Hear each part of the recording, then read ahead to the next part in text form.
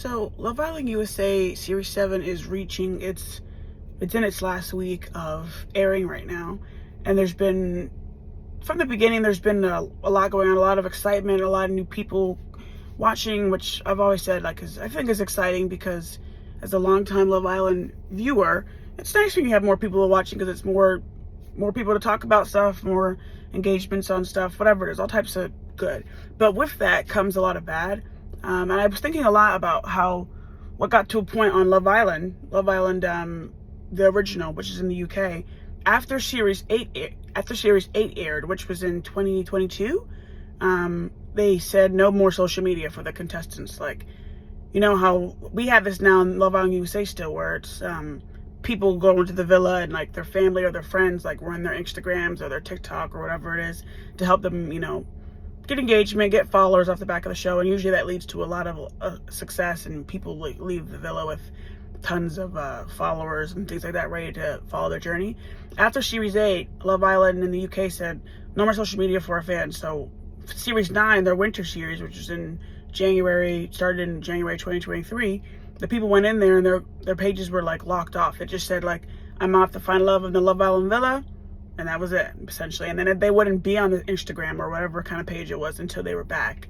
From, if they got dumped, if they won the show or whatever it was, until they were back. And I think, I'm not necessarily sure, I haven't seen tons of discussions about like how that's helped people, like coming off the back of the show and like, okay, my pages have been basically locked. And yeah, people can still comment, I guess, but it's not like actively like, oh, my mom's going on my page and like seeing all these comments or DMs or whatever, or my mom or my best friend or whoever's like handling your page type thing.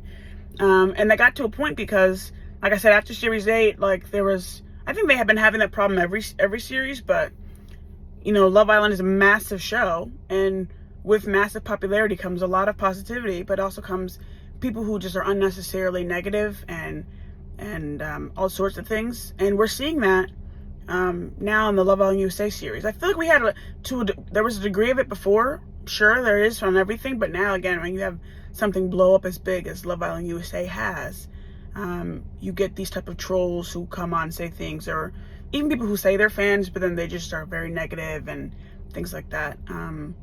And it's been talked about, some people probably have seen it, but like Love Island in the UK there was 3 deaths.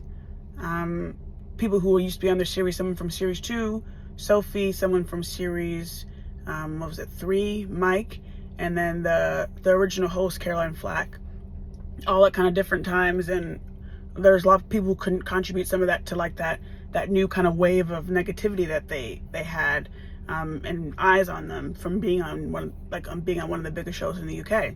And obviously that's tragic, and people point to that as examples of like how we need to really be careful about what we say to people.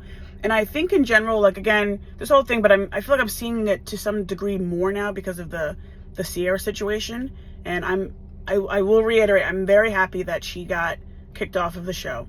I think if they would have done better background checks,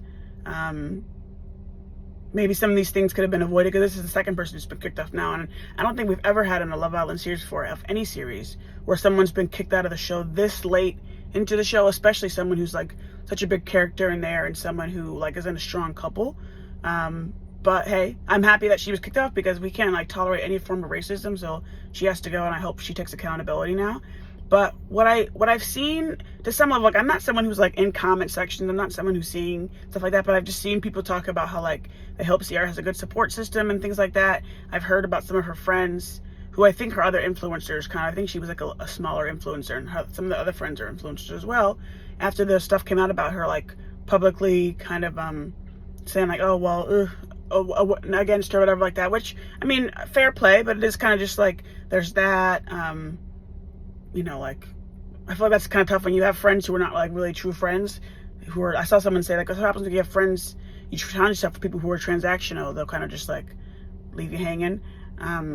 Anyways, all this to say is I've just seen people talk about how like, I hope Tia has a good support system. I hope she does as well, because as much as she needs to take accountability and things like that, doesn't mean that we need to like be jumping to, oh, we hope that like people send all this negativity towards her, and like I've seen people talk about there's been death threats against her, not even just like Ciara because she's in this going situation, but other Islanders who've been in there this past year because maybe they didn't like them or for whatever reason it was, or maybe they just said something online. I don't know. Like, but there's literally no need for that ever. I don't get how we've gotten to this point where people feel like, I don't even get how, like, I've seen people say like, well, if you have something to say about someone, it's gonna be like maybe if it's like a little bit of a harsh joke or something like that, send that to your group chat. Send that to the people you have as friends. And if you don't have friends at all, or if you don't have friends who watch the show, then like, I don't get what gets someone to a point of like going to their comment section and like leaving a nasty comment or leaving a nasty DM or whatever like that. And I think it's horrible when you see like a social media handler sees it because like their person's in the villa, let's say, or the person themselves comes out the villa and then they see all these messages. It's so like, that's ridiculous. And I feel like the Love Island USA has like said a couple times now, Ariana Max has said twice on After Sun, they had like actually in the show, like kind of reminding people like, stop with the negativity. We love the positivity, but like there's no need to be negative or be hateful or be all these things. We're going to see how it continues to go. I'm interested to see how this first series goes. I feel like we had little hints of it a bit when we had last year Love Island USA 6, which was the one that went massive. There was a lot of like negativity towards the cast of girls who were brought back in, and people were had teams and things like that, and I very much was like really like Serena and Janae and those kind of things, and Leah too, and all that. So people were really against some of the cast of girls. And we saw some of them like at the reunion talking about how it was tough for them and that kind of thing. And now Love Island USA 7 is like, it popped, like it's huge from the beginning type of thing. Like, 'cause everyone was watching 6, now everyone's watching 7, or like, I've just begun watching 7 or whatever it was. So there's just been, I feel like there's been a lot more, like even talk about 7 now than even 6 was to some degree, because it's like people had been ready for this series to come and all that. But I'm interested to see how this group of Islanders coming out of 7 is going to do, because there are a lot of characters and there's a lot of like, this has been a weird series of Love Island. It's been a good series of reality TV, but it's been a weird series of Love Island. I'm interested to see like how these Islanders come out of it and like how they're received and things like that. And I wouldn't be surprised if at some point Love Island USA gets to the point of, we're going to have to like say, no social media for our contestants. We're going to have to do what UK has done now and basically shut off all social media pages and just have you to help preserve some of that constant checking of having someone's Instagram open and like knowing that I'm looking at their page constantly and the whole kind of thing. And like I said, I think there's been like from some Islanders who said it's been like better for them to some degree. And Love Island now in the UK, they only do social media pages actually running for like Love Island All Stars, which is like when they have like old contestants on a special thing. And maybe to some degree it's like they already are like influencers, already have like a bunch of followers, whatever, in their own right. So maybe they're kind of used to some of it. But I think it's just so messed up that we're just like accepting that this is like the norm, that to have all this negativity against people. It's really like sad. It's like it shouldn't. I still like mind boggles me. Not even on a reality TV show, but anytime I see like a page, any kind of page, like I said, I'm never someone who's like in comment sections either commenting, or I'm hardly reading anything like on comments, like because like whatever. But people who like feel the need to go out of their way to comment something negative, and that's not even just talking about, again, not even just reality TV, but any like celebrity. Let's say they drop an album or something or whatever it is, they post something and there's like trolls, and it's like there's like actual people behind these pages. Some of them are just trolls, but then some of them are actually like just people who are just like feeling the need to just like comment on someone's page and like wish them ill. It's like so strange. I don't care how bad a person is. There's literally no need, or how bad what someone says. There's no need to necessarily go on their page and like be so nasty. If anything, like with the Ciara situation, the only thing people should be commenting right now is like, help you take accountability for what you said.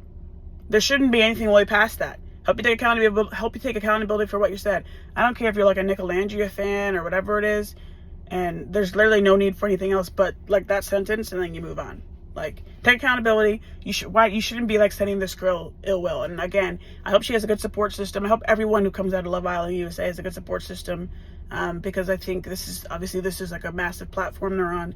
And as I said, with a lot of positivity comes a lot of negativity as well, because there's just a massive success of the series and everyone's eyes are on it. But that's just my thoughts on the whole thing. We'll see what happens with Love Island USA.